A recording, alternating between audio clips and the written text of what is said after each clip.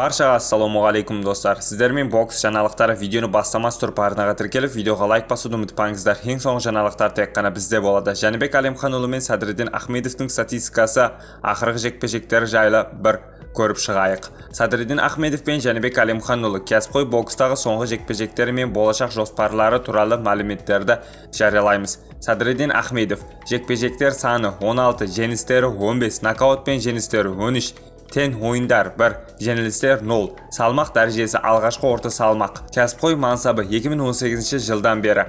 Соңғы жекпе-жек 2025 жылдың сәуір айында ақштың өткен жекпе-жекті мексикалықпен қарсыласа тең түсті.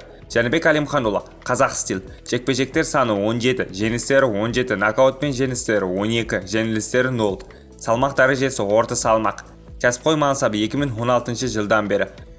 Соңғы жекпе-жегі 2025 жылдың сәуір айында Қазақстанда өткен жекпе-жекте француз боксшы Ануэль Нигамесингпен кездесіп 5-ші раундта техникалық нокаутпен жеңіске жетті.